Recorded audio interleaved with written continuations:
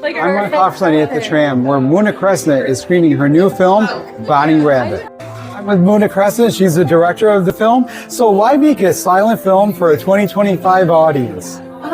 Honestly, Ron, I wanted to make something different, and I wanted to make a film that can concentrate on other things. There's so much color meaning, there's so much visual, there's music, and I really wanted it to focus in on the fact that we are inside Bonnie's mind, and inside someone's mind there is only thoughts that are heard with themselves. So as the audience, we can't physically hear much else. So it was really just an intention of creating this the setting of truly being inside Bonnie's mind, and truly also as a creator playing with a craft that in an art form that I love so much. I love silent films personally. And Me too. Me too. And I really wanted to play with title cards. I really wanted to also make the film high quality and not have sound be an issue for dialogue. So It's interesting when you remove sound, like how much more everything else has to accommodate to tell the story. The characters, the acting,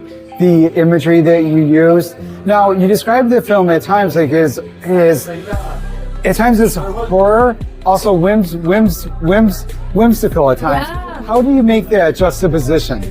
honestly, I think there is something very similar and on the same, like horror and comedy really are the same thing. That's something Jordan Peele, as you know, a comedic genius and a horror icon, believes in. And I don't know how that aligns so well, but as you saw, like the film has humor in it. It has so much unseriousness. It has so much whimsy, but it's so dynamically serious and so that, like, I don't know, like it's hand versus hand.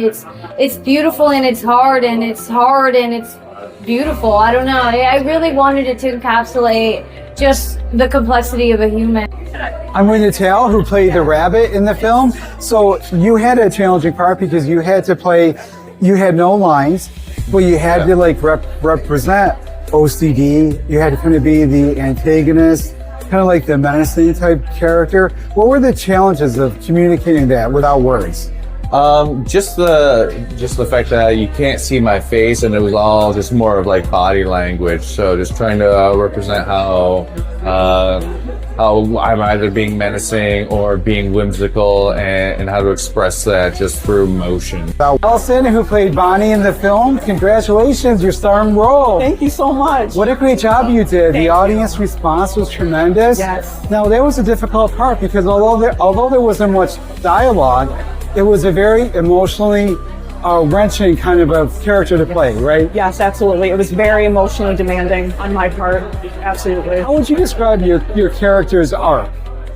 I would think, she's a woman who kind of starts at a low place, at a comfort place. Mm-hmm. And as her thoughts kind of kick up, and as with OCD, you tend to get into these repetitive thought loops. Yeah. And as, the rabbit kind of kicks up and she understands that he's there and it's always looming in the back.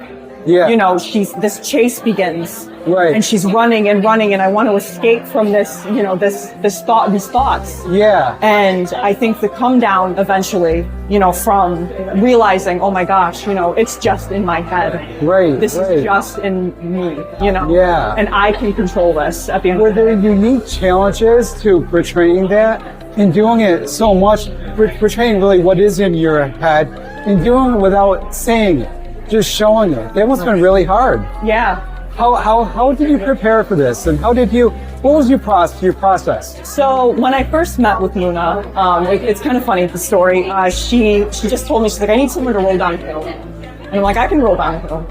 Yeah. But, kind of just started with something silly like that. Right. But understanding, where she was coming from with this character and applying my own personal struggles with, thought loops. And I have, as I mentioned in the Q&A, I have severe anxiety myself. Right. And, applying that to her and really getting into that dark space that I tend to get into when I am dealing in such a, with my low thoughts. Right. It was taking all that emotion and summoning that and really giving it to like my all to her, you know.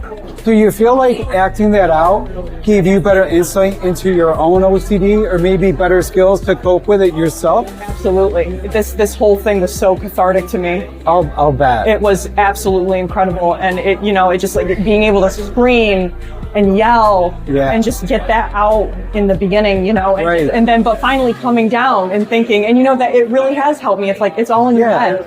Yeah. You know. Is there what you would like people to know? And like, what else would you like people to know to come away from the film or seeing this interview, knowing about what OCD is like and what's like to have it?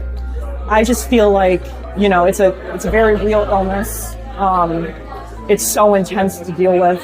Yeah. And, you know, there is hope out there, you know, through coping mechanisms, you know, understanding yourself first. Yeah. And really just trying to, you know, like I said, find those ways to express yourself other than just burying in your thoughts all day, you know. And to express rather than to keep it inside and mulling it over and going over again. Get it out because you could be, you know, again, vegging on your couch for all day and thinking just in those thought loops and just breaking the cycle. Yeah. And it's possible. It's very, very hard, but it's possible. Well, thank you for the work that you did. It was a tremendous performance, and I feel like it'll give people an understanding that it's beneficial, whether they have it or not, just to understand other people that have it too. So absolutely, that's what art is supposed to do. So good job. Thank you. Muna, the filmmaker, is one of my best friends, and we share a diagnosis of OCD in common. Yes. So, and like I hadn't seen it until tonight, but we've been talking for months about how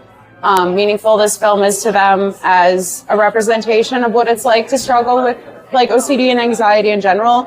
And I just felt that come through on every level of like, it was really deeply resonant. It really affected me. Just how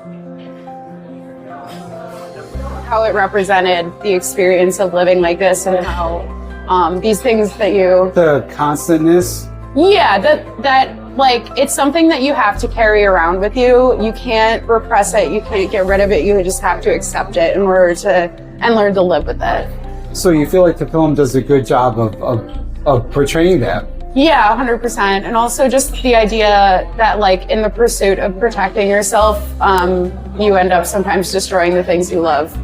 Yeah, that was really a powerful thing. What did you think of that?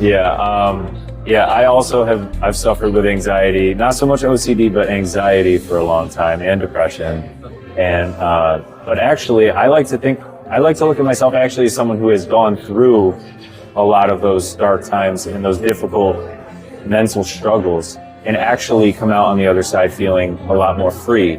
And so looking at it from a perspective of healing, I actually, it really hit me because you just remember the feeling of sabotaging yourself repeatedly, almost in a cycle, because the movie is like a cycle. It's almost like a repeating pattern. And I noticed that, and it felt really, really natural and resonant. And it's really cool because I just met Muna, like just the other day. Yeah. And I just started passing out flyers for this thing, and I just had a gut feeling that this would be a great film, and I was not disappointed. I'm with Helen, and she is the mother of the director. You must be so proud. Very proud. This was a great project that my daughter had. And you were involved too, right? Yes, from the beginning. How did you help out?